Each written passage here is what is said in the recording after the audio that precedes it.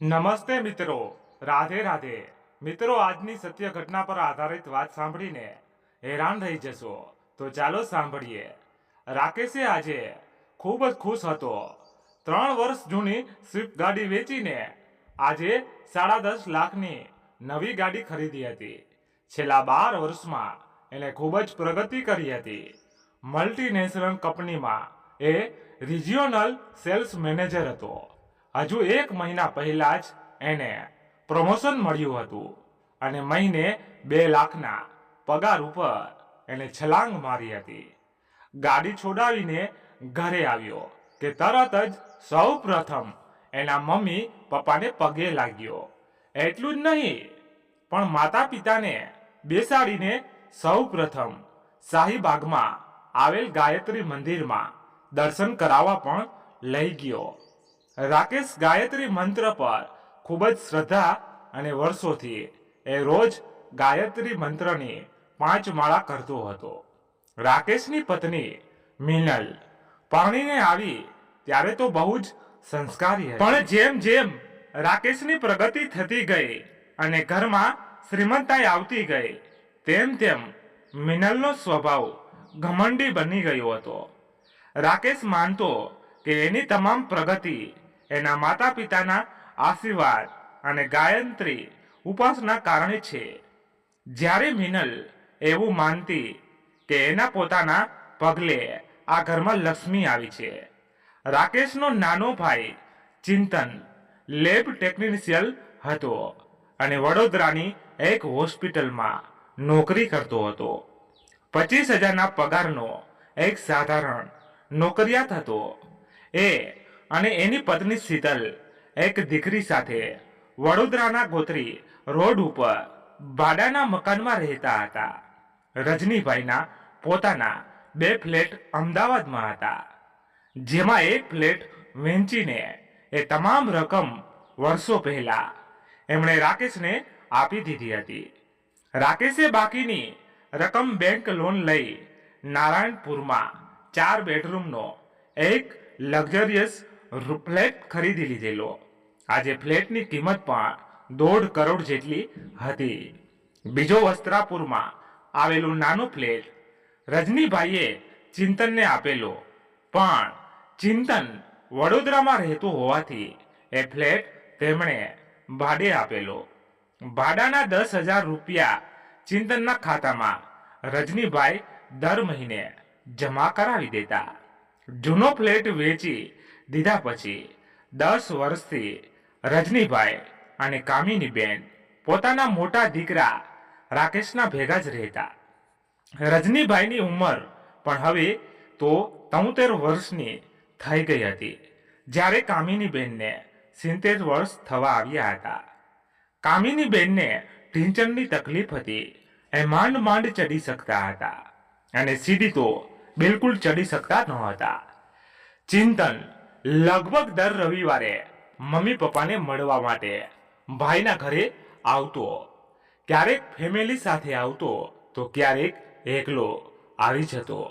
બંને ભાઈઓ મમ્મી પપ્પાનો ખૂબ જ આદર કરતા હતા. કહું છું, પરમ દિવસે મમ્મીનો જન્મદિવસ છે.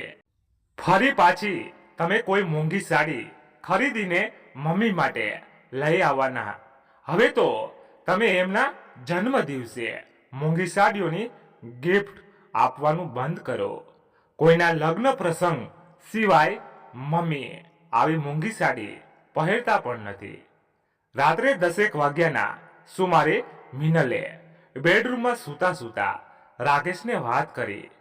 રાકેશ ત્યારે બેડ ઉપર બેસીને લેપટોપ પર કામ કરી રહ્યો હતો. હું જ્યારે સાડી ગિફ્ટ આપું છું ત્યારે મમ્મીના ચહેરા ઉપર જે આનંદ છવાઈ જાય છે એ કદી તે જોયો છે ખરો? અને મમ્મી હવે કેટલા વર્ષે? રાકેશ બોલ્યો. એટલે જ તો કહું છું કે મમ્મી હવે કેટલા વર્ષ? રાકેશ હવે સાડીઓ પહેરીને બહાર ફરવા જવાના દિવસો પૂરા થયા. આખો દિવસ ઘરમાં ગાઉન પહેરીને બેઠા રહે છે. કબાટમાં સાડીઓ પડી પડી સડે છે. ઈશ્વરની કૃપાથી એટલું બધું કમાઉં છું તો દર મહિને એકાદ વાર 3-4 હજારની એક સાડી ગિફ્ટ આપું તો એમાં ખોટું શું છે? અને તારા જન્મદિવસે દર વર્ષે 30-35 હજારનો સોનાનો દાગીનો ગિફ્ટ આપું છું, એ પણ બેંકના વોલ્ટમાં પડી રહે છે. મને ખબર જ હતી કે તમે ગિફ્ટ આપીને એક દિવસ મને સંભળાવવાના જ છો. મિનલે મોં ચડાવીને બોલી. સંભળાવવાની વાત જ નથી મીનુ. મમ્મીએ કેટલી ગરીબીમાં યુવાની વિતાવી છે એ તને ખબર નથી, મને ખબર છે. એમની ઢળતી જિંદગીમાં ખુશીઓ આપવાનો આ એક મોકો છે.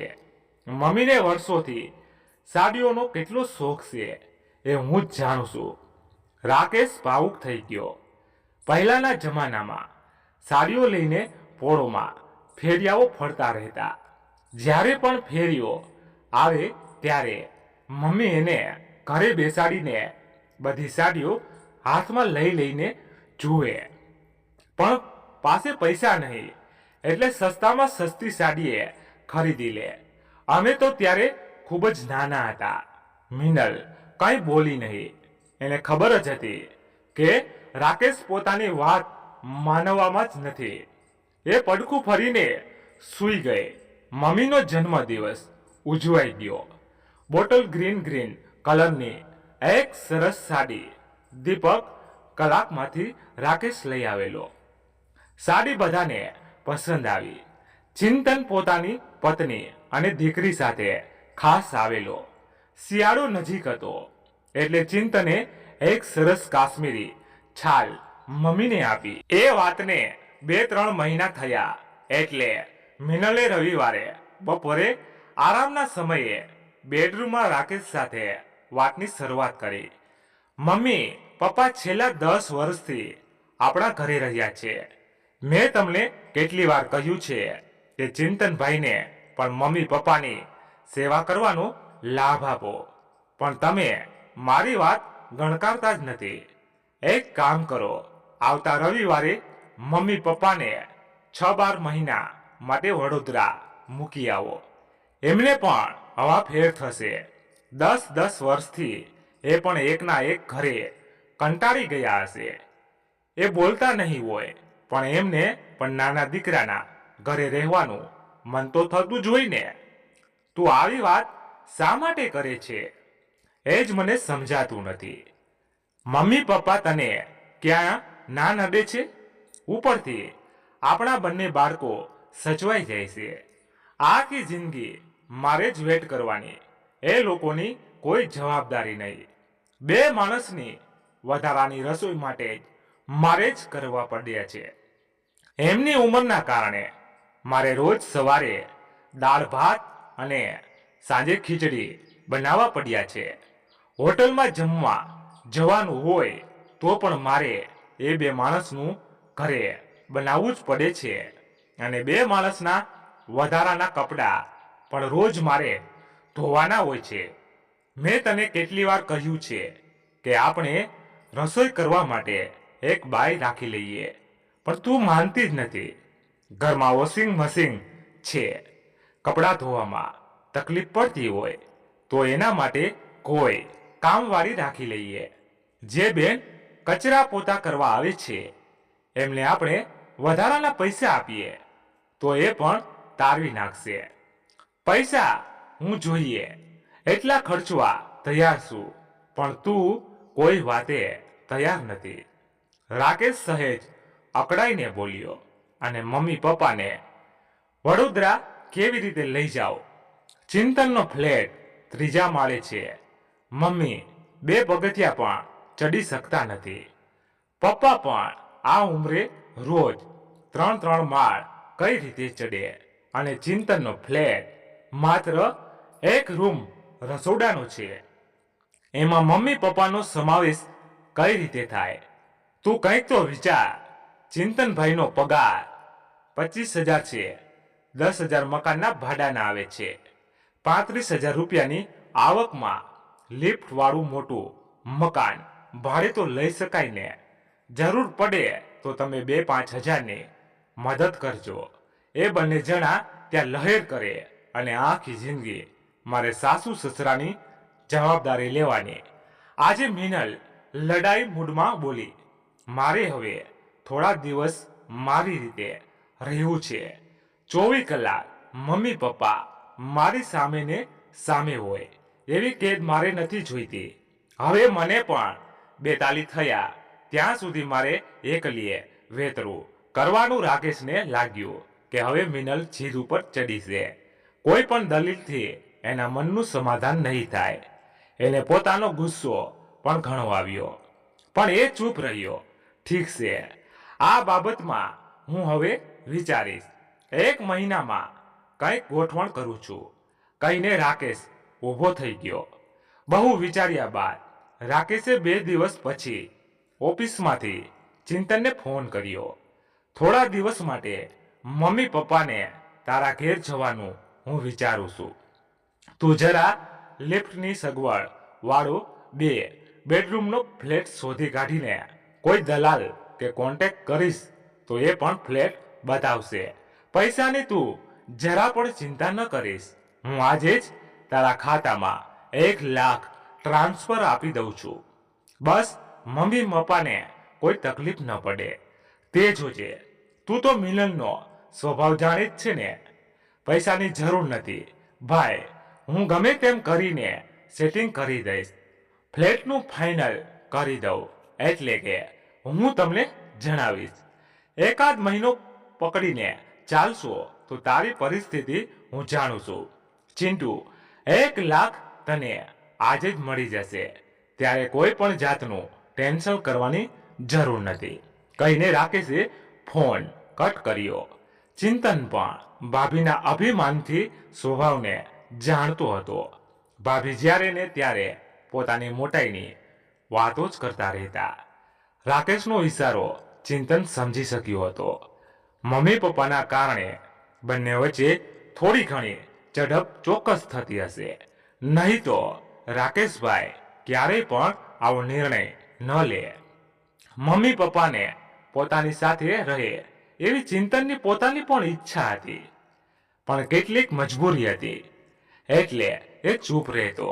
મોંઘવારીના આ જમાનામાં 30-35 હજારની કોઈ જ કિંમત નથી હોતી. 1 રૂમ રસોડાના મકાનનું ભાડું પણ 8,000 હતું. બાકી વધ્યા 27,000. ચિંતનની જિંદગી થોડી સંઘર્ષ હતી. ચિંતને દલાલને કહીને સારા ફ્લેટની શોધ આરંભ કરી અને 15 દિવસ પછી હાઈ ટેન્શન રોડ પર 2 માળનો એક ફ્લેટ મળી ગયો. મમ્મી પપ્પા આવવાના હતા એટલે કેટલાક નવો સામાન તેમજ એક ડબલ બેડનો પલંગ પણ વસાવી લીધો. રાકેશ 1 લાખ મોકલાવેલા એટલે નવા ફ્લેટની 30,000 ડિપોઝિટ પણ અપાઈ ગઈ. ફ્લેટનું બરાબર ગોઠવાઈ ગયા પછી ચિંતને રાકેશભાઈને જાણ કરી.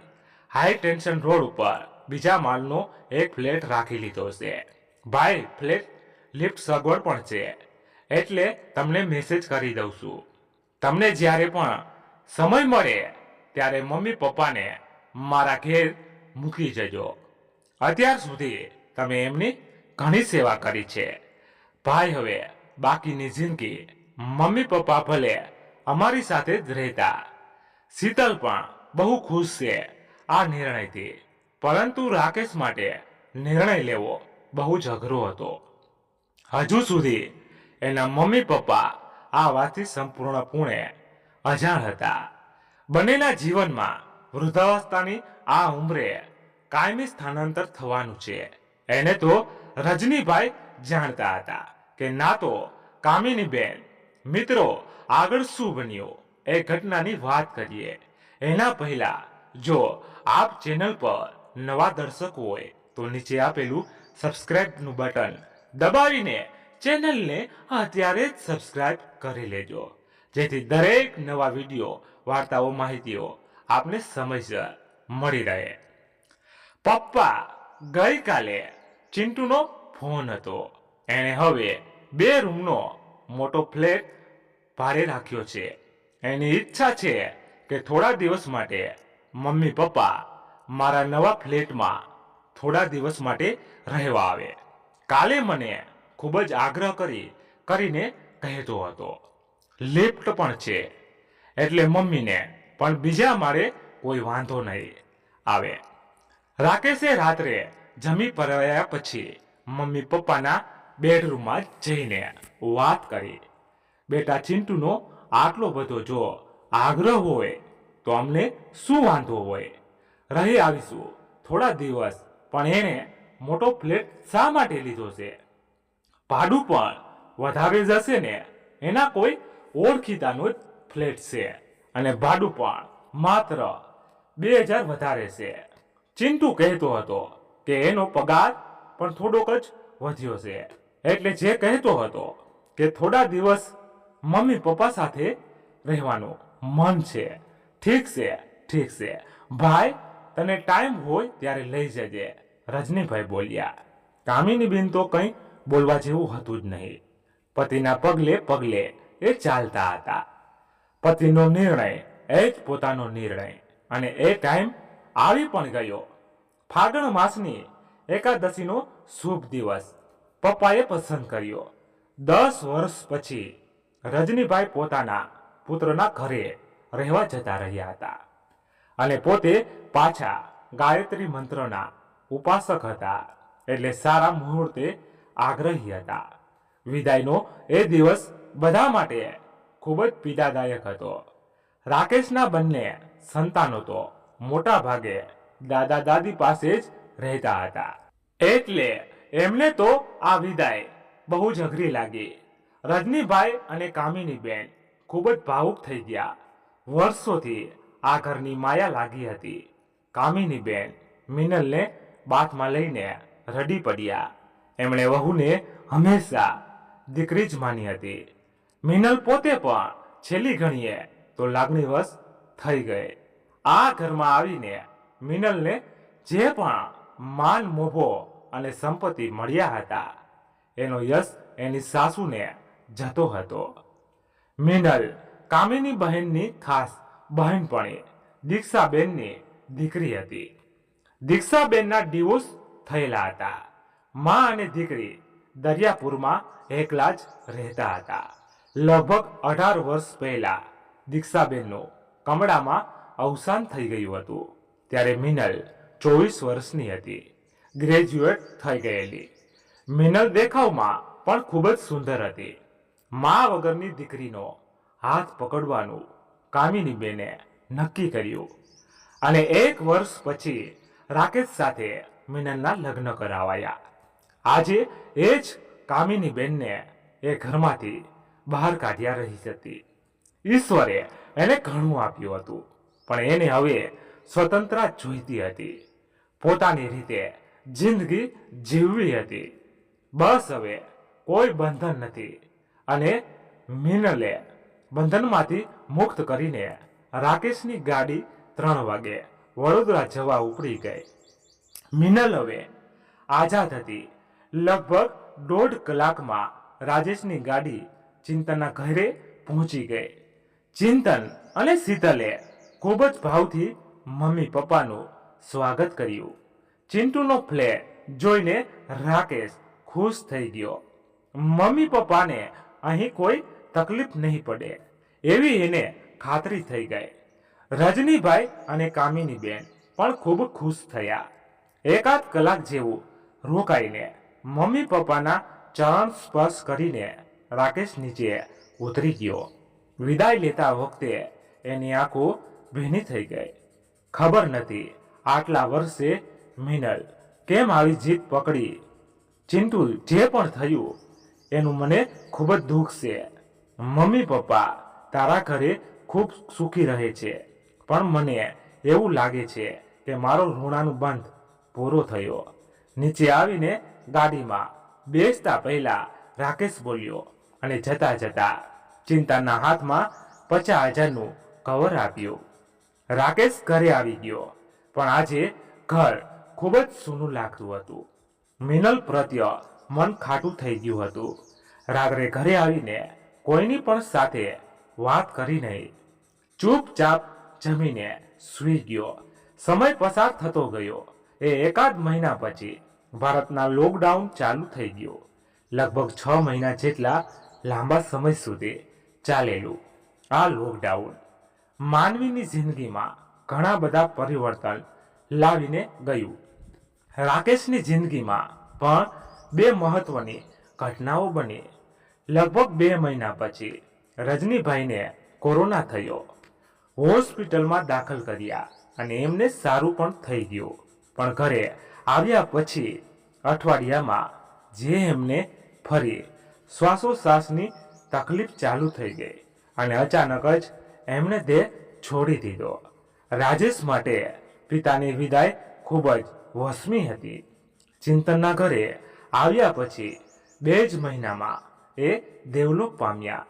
6 મહિના જેટલા લાંબા સમય માટે લોકડાઉન ચાલુ રહ્યું. એની અસર રાકેશની જોબ ઉપર પણ થઈ હતી. રાકેશ સેલ્સ વિભાગમાં સંભાળતો હતો અને ભારતમાં તમામ માર્કેટ બંધ હોવાથી વેચાણ અંગેનું ટાર્ગેટ પૂરું ના થઈ શક્યું. કંપની પોતે પણ નાણાકીય સંકટમાં આવી ગઈ એટલે કેટલાક કર્મચારીઓને છૂટા કરી દીધા હતા. રાકેશનું કામ સારું હતું એટલે એને છૂટો ન કર્યો, પણ એની ટ્રાન્સફર દિલ્હી કરી દીધી. દિલ્હી સુધી જવાની રાકેશને કોઈ જ તૈયારી ન હતી એટલે એને છેવટે રાજીનામું આપી દેવું પડ્યું. 2 લાખના પગારની આવક અચાનક જ બંધ થઈ ગઈ. રાકેશ બીજી જોબ માટે એપ્લાય કરતો રહ્યો, પણ 40,000થી વધારે પગાર કોઈ કંપની આપવા તૈયાર ન હતી. 2 લાખના પગારમાંથી સીધા 40,000 ઉપર ડાઉન થવાનું રાકેશને યોગ્ય નહોતું લાગતું. એણે રાહ જોવાનું નક્કી કર્યું અને એમાં બીજા 6 મહિના નીકળી ગયા. રાકેશની આવક બિલકુલ બંધ થઈ ગઈ. જે પણ બચત હતી તે પણ વપરાવા લાગી. મિનલના અને એના બાળકોના સારા ભાવિ માટે લાગણીઓમાં આવીને પોતાનો 1 કરોડનો જે વીમો ઉતરાવ્યો હતો એનું મોટું પ્રીમિયમ પણ હવે તેને ભારે પડવા લાગ્યું. રાકેશને હવે તો પાકી ખાતરી થઈ ગઈ કે મમ્મી પપ્પાને આ ઘરમાંથી દૂર કર્યા એનો જ મોટો અભિશાપ એને લાગ્યો છે. જો કે સીધી રીતે તો એ પોતે જવાબદાર હતો જ નહીં, તો પણ મિનલની વાતમાં આવીને એણે આ પગલું ભર્યું. એને ડંખી રહ્યું હતું. પોતાનો સાથ છોડીને પપ્પા 2 મહિના પણ જીવી શક્યા નહીં. મિનલે આબાદ ઘરને બરબાદ કરી દીધું. કોણ જાણે કેમ પણ મમ્મી પપ્પાના વડોદરા આવ્યા પછી ચિંતનને ઘણો ફાયદો થયો. એ હોસ્પિટલમાં જોબ કરતો હતો અને એણે કોવિડના સમયમાં સારી એવી ફરજ બજાવી અને ઘણીવાર તો એ 24 કલાક હાજરી પણ આપી હતી. એની કદર રૂપે એને પ્રમોશન પણ મળ્યું અને પગાર જે 25,000માંથી 35,000 જેટલો થઈ ગયો. ચિંતન અને શીતલ મમ્મીની ખૂબ જ સેવા કરતા હતા. રાકેશનો સ્વભાવ હવે ધીમે ધીમે ચીડાયો થઈ ગયો હતો. એક પ્રકારના ડિપ્રેશનમાં એ સરી ગયો હતો. મિનલને હવે પોતાને પણ સમજાઈ ગયું હતું કે પોતાની સ્વતંત્રતા મળવાની ઝંખના કુટુંબની શાંતિને ભરખી ગઈ હતી. મમ્મી પપ્પા જ્યારે અહીં હતા ત્યારે કેટલા બધા સુખના દિવસો હતા. એમના પગલે લક્ષ્મી પણ વિદાય થઈ ગઈ. કહું છું બા અને હવે તમે પાછા લઈ આવો. એમના પગલે કદાચ તમને ફરી સારી નોકરી મળે. હું સ્વીકારું છું કે મારાથી બહુ મોટી ભૂલ થઈ ગઈ છે અને એનું મને બહુ દુઃખ પણ છે, પણ આપણે ભૂલ સુધારી ન શકીએ. એક દિવસ મિનલે જમતા જમતા વાત કાઢી, મમ્મી હવે કદાચ પાછા નહીં આવે. મીનુ એ ત્યાં વધારે સુખી છે અને હવે લાવીને પણ શું, આંધી તો આવી ગઈ. હવે તો મારે કોઈને ઇન્કમ જ નથી અને ગાડી પણ વેચવાના દિવસો આવી ગયા છે. એના હપ્તા પણ ભરી શકું એમ નથી. એક સુંદર સપનું તૂટી ગયું. તમે આટલા બધા નિરાશ ન થાઓ, બધું નોર્મલ થશે. એટલે તમને પણ સારી જોબ મળી જશે. દરેકના જીવનમાં ચડતી પડતી તો આવતી જ હોય છે. તમે વડોદરા જઈને મમ્મીને લાવવાની કોશિશ તો કરો. મિનલની વાત માનીને એક દિવસ રાકેશ ચિંતનના ઘર પહોંચી ગયો. સવારના 10 વાગ્યા હતા. ચિંતન પણ ઘરે જ હતો. આવો આવો રાજેશભાઈ. આવતા પહેલા ફોન પણ ના કરે. આજે તો ઘરે બધા મજામાં તો છે ને? શીતલ બોલી. હા ભાઈ, તમે તો આજે સરપ્રાઈઝ આપ્યું. ચિંતને પણ શીતલની વાતને ટેકો આપ્યો. બસ મમ્મીની બહુ યાદ આવી એટલે થયું કે થોડા દિવસ માટે મમ્મીને અમદાવાદ લઈ જાઓ. ચોક્કસ, તમારો પણ એટલો જ હક છે. મમ્મી બેડરૂમમાં છે, ચિંતને કહ્યું. અને બંને જણા મમ્મી પાસે બેડરૂમમાં ગયા. કેમ છો મમ્મી? મમ્મીનો હાથ હાથમાં લઈને રાકેશ મમ્મીની પાસે બેડ ઉપર બેસી ગયો. તું ક્યારે આવ્યો ભાઈ? રાકેશે અચાનક જોઈને મમ્મી હરખાઈ ઉઠ્યા. બસ આવીને સીધો તમારા રૂમમાં જ આવ્યો છું. તમને આજે અમદાવાદ લઈ જવા છે. મિનલ અને બાળકો પણ તમને ખૂબ જ યાદ કરે છે. બસ આ રીતે અવારનવાર માની ખબર કાઢતો રહેજે બેટા. પણ મારે હવે આ ઉંમરે દોડાદોડી નથી કરવી. બાળકોને જ્યારે પણ દાદીને મળવાનું મન થાય તો એમને અહીં લઈ આવજે. ઉપરવાળાનું તેડું આવે ત્યાં સુધી મારે હવે ચિંતુની સાથે જ રહેવાનું મન છે. બેટા તું મનમાં જરા પણ ખોટું ના લગાડતો. નહીં તમે લોકોએ ખરેખર આટલા વર્ષો સુધી અમને ખૂબ સાચવ્યા છે. તેણે તો પાણી માંગ્યું ત્યાં તો દૂધ આપ્યું છે. બેટા પણ દરેકનો એક સમય હોય છે. એ ઘરના ઋણાનો બંધ પૂરા થઈ ગયા. અને તારા પપ્પા તો ગાયત્રીના પ્રખર ઉપવાસ હતા. એમને તો ઘણી બધી બાબતોની અગમચેતી થઈ જતી હતી. તે અમને ચિંટુની પાસે વડોદરા જવાની વાત કરી. એના અઠવાડિયા પહેલા તારા પપ્પાએ મને કહેલું કે આપણો ઘરનો ઋણાનો બંધ હવે પૂરો થઈ ગયો છે. ત્યારે હું કંઈ સમજતી ન હતી. પણ આ અઠવાડિયામાં તમે અમને વડોદરા લઈ જવાની વાત કાઢી. મોટું દિલ રાખીને મા બાપ વગરની મિનલને આપણા ઘરમાં હું જ લાવી હતી. પણ સમય જતાં મિનલનું દિલ જ સાંકડું થઈ ગયું.